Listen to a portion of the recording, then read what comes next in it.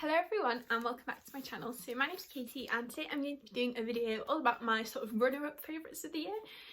So these are books which didn't quite make my favourites list but I still really loved and had a great time while reading. So most of these I feel like are 4.5 star books, like they're not quite 5 stars, and I maybe had like 1 or 2 problems with them, but I just had a great time reading them and I think more people should read them, and yeah, they're just a lot of fun. So that's kind of the video, I guess. I just wanted to gush about some more books really, and hopefully you can get some more recommendations. But yeah, they're not like favourites of all time, but like I just had a great time reading. So the first series I'm going to talk about is the Mask of Mirrors and the Liar's Knot. I also have the Mask of Mirrors, but it's over there and I can't be bothered to go and get it. So I'm just holding up this one.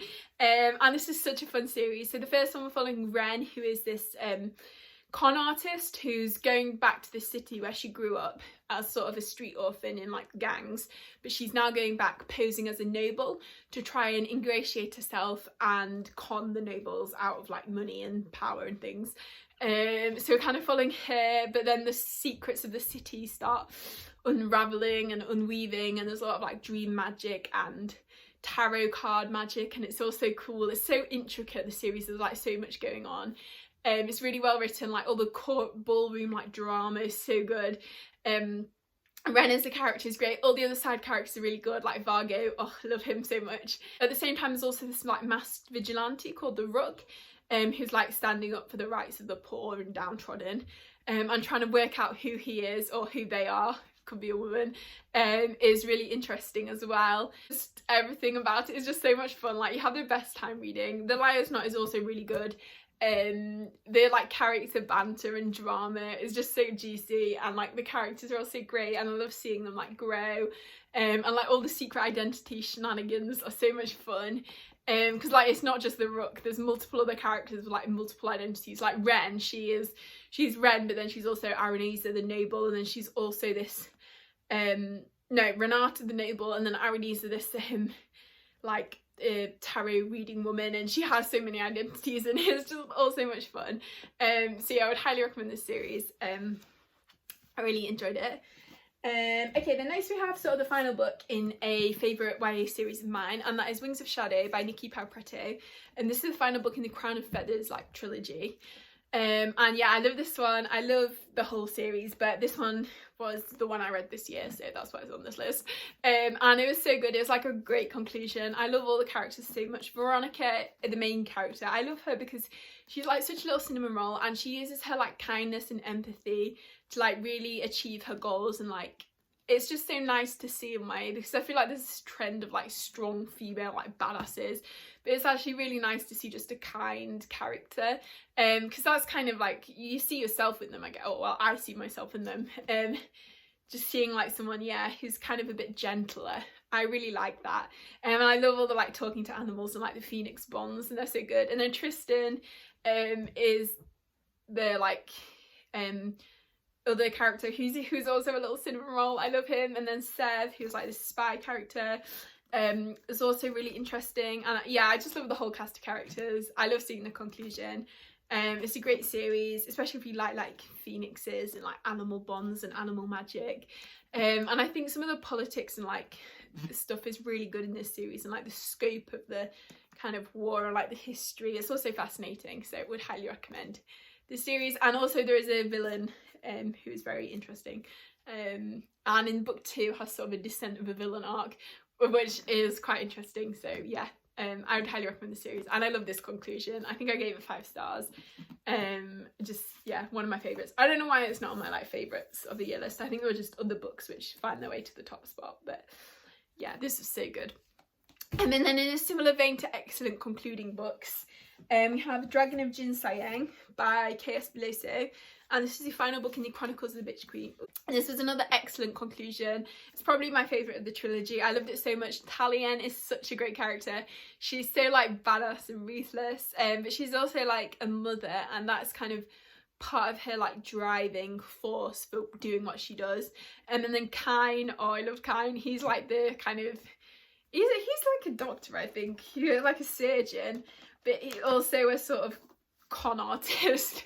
And Tally and Kine just have the best dynamic. I love this conclusion. It's so epic. Like there's so much sort of drama and like all the dragons and things I just really enjoyed, and as well some of the themes are just excellent, and there's certain characters who throughout the series you have not liked, but then you get a bit of sympathy for them in this book, and just there's so much, and like, yeah, Tally's just such a good character and just everything. I think this is a really satisfying conclusion, and there's just, I love it when series like stick the landing. It's just so good. So yeah, I would highly recommend this trilogy, and the last book will not disappoint you. It's next to Best Served Cold, and I was just thinking that's another book which wasn't my favourite, like a favourite, but I still really enjoyed it. Like all the toxic monster and shivers drama, just priceless. Okay, then next we have The Rainwild Chronicles by Robin Hobb. So I love Realm of the Eldlings. It's one of my favourite series. I think I have Assassin's Fate on my like favourite books of the year list, because that's definitely one of my favourites. But The Rainwilds, I feel like it deserved a spot on like a favourites list somewhere, because I was not expecting to love them, because I've heard like really bad things, but I just had so much fun reading them. Like honestly, they're probably, I would say Fitz and the Fool is my favourite like Realm of the Eldlings trilogy, and then probably Tawny Man, but then it's probably Rainwilds, because I just loved them. Like they're so much fun. It's like Bridgerton but with dragons. I can thank Nicole for that description. But yeah, it's just so much fun, and it's like so much, the first book is basically like keeping up with the Rainwilders. There's so much like drama, and like, yeah, I love all the dragons and like the bonds with the dragons. I think it's really great. The dragons kind of remind me of cats. They're so funny. I love all the characters. Well, I don't love all the characters. I despise some of the characters, but they're all really well written characters. I like the main characters I really like, especially Cedric and Carson. Oh, I love them. And I like Elise as well, and Primara, and I just, yeah, I really enjoyed them all. I like later in the story how a couple of the characters from the Live Ships books come into it and play a main role. I like all the discovering the Kelsingra, the city. It's kind of a magical city, which is really cool. Yeah, so I just love the whole series. It's so much fun, and I think it's a great sort of break from like the heavy Realm of the Eldlings, like heartbreaking. I mean, obviously there's still some quite dark themes in the Rainwilds, but I do just think it's slightly lighter in tone, and it's a lot of fun. So yeah, I just really enjoyed it. So yeah. Okay, the next we had The Bone Ship's Wake, which is another, I feel like the final book in the trilogy is a bit of a theme here. There's another excellent final book in this trilogy, and I think The Bone Ships is such an underrated trilogy. It's definitely quite a like unique writing style, I would say, so you have to sort of get into it, and it does take a little bit to like get into the books. But I think they're really well written. The main character, Joron, I think it's called. I always get confused between him and Jovis from Bone Ship's Emperor. Not Bone Ship's, Bone Shard's daughter. They're such similar sounding titles, and they have two really similar character names. It's so confusing. But yeah, so Joron is a great main character. He reminds me a lot of like Fitz Kaladin, that type of vibe. Like at the start of the series, he's so depressed, and like, but throughout the series we see him grow into himself and like become the captain, and oh, he's just such a good character, and like his arc throughout the series is masterful. And then also Lucky Mies, who is like his mentor and like the ship's captain, and she's a bit crazy, but she's so good as well. And like the whole thing with all the ships and just the like escalation of the plot, it's very like piratey. I don't think they're actually pirates, but it reads very piratey. And I love the like all the scenery and the like imagery of like the sea. There's this one scene in Bone Ship's Wake which they're like go into this fog and ice, and it's so cool. Like the atmosphere is so good. Like you'll feel like you're on a ship reading the books. And then there's these characters called the Gullime. And they are like these like magical talking bird things, bird creature human things. I don't really know what they are, but they're hilarious, and they're like the kind of talking animal companion things. That just any like animal companion talking buddy thing just makes a book for me. So I really love them. And I would just, yeah, really highly recommend this series. And the final book in the trilogy is amazing. Like this book does not mess around with the stakes, and like the emotional toll the ending will take on you is, yeah, you will be sobbing. But yeah, it's just a great series. I would highly recommend. But just know that the writing is kind of unique. And yeah, so that's that one.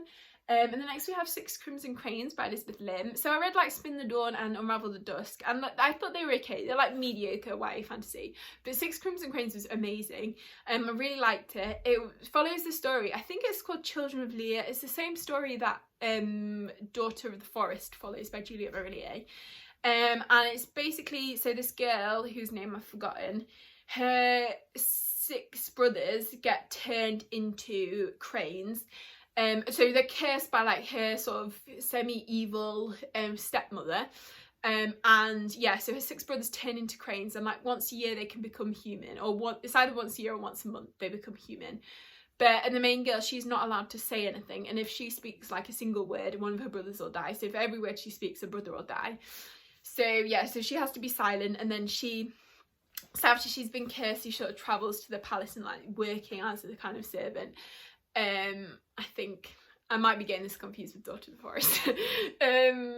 It's been a while since I read it. I think I read it in about April. But yeah, it was so good. The like atmosphere and the imagery was so good. I loved the whole like demon element to it. It's really cool. And I loved the main girl and her relationship with her brothers, and also her like love interest. I loved. There's also, I think, this like water spirit type character who's really good as well. I loved him. Yeah, I just really liked everything about it. I thought it was really well written. Like, I liked the atmosphere, I liked the characters. It was really like easy to read, like you were so engrossed. I like the love interest / the romance. I think I already said that. And the ending, I think if you read because they're sort of interconnected, the Six Crimson Cranes and the Spin the Dawn series, and the Six Crimson Cranes is sort of almost a villain origin story, and just the last line will make you so excited if you read the other series. So yeah, I thought that was a really fun reading experience, so I would recommend that. And also some other YA, so Iron Widow. This book was so much fun. Like, it's a bit trashy, but you just love it. You have the best time reading. The main girl, I think it's Zetan. She is so like fierce and badass. From a slightly different angle. My mum came in, so I paused the video. So yeah, so I was talking about Iron Widow. So yeah, it's a lot of fun. The main character's great. The 2 love interests are both so good, and it's sort of a polyamorous relationship, which I absolutely loved, and it was so exciting to see in YA. I really enjoyed that. Much fun, and just yeah, the best time. And like the mecha elements are really fun, and it's not like the most masterfully written book ever, but just while you're reading it you'll have such a good time. And that's sometimes like what you're looking for. So yeah, just would highly recommend that one. And then also The Ones We're Meant to Find by Joan He, which is really good. This one's kind of a bit of a focus on like climate change and ecology, but also the kind of mystery elements are really good. It's definitely major like Studio Ghibli vibes. Like the writing is so beautiful. We're kind of following these 2 sisters. So one of them who is like abandoned on this island, and she like doesn't know how she's gonna get off and like what's happened and why she's there.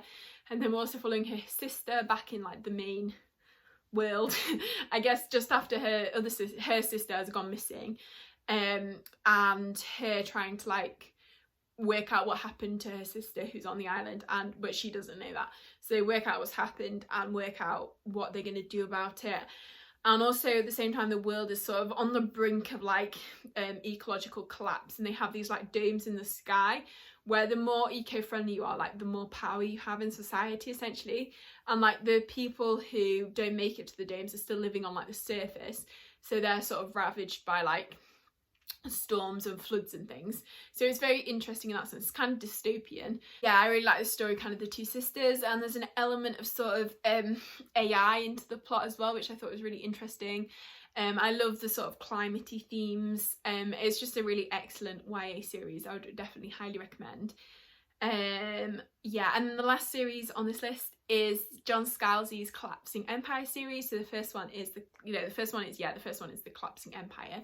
And this is just a really fun sci-fi series. I had so much fun about reading it. I love John Scalzi's writing. It's so funny, and so sort of, yeah, like easy and engaging to read. So it's not too sort of heavy, it's not like super dense or anything, but you just have a great time. The plots are so interesting. Like it's really kind of fun and witty, but actually it's got some really like deep and interesting themes, and very like thinky, and it almost gets a bit philosophical at times, which I really like. The characters I love, they're so much fun. So we're mainly following this character called Cardinia, who is like the heir to the Emprox, well, Emperor Emprox. And her father dies at the start of the book, so she's now become the Emprox, so she's like thrust into the reins of power and she's trying to navigate that. And then at the same time the empire is collapsing, because it's all connected by this thing called the flow, which is like connects different systems to each other. It's like a form of like light speed travel type thing, and that's all collapsing. So Cardinia has to try and navigate like how she's going to manage this collapsing empire. And then we're also following two other characters. So Kiva, who's like she's kind of like a bit of a con artist, and also the kind of scion of this noble house, but she's a hilarious character. She is so good. I love her so much. She's like peak chaotic bisexual energy, and I actually love her relationship with another woman later in the series. Oh, it's so good. It's so funny. Yeah, so also following her and how she somehow gets herself involved in the drama.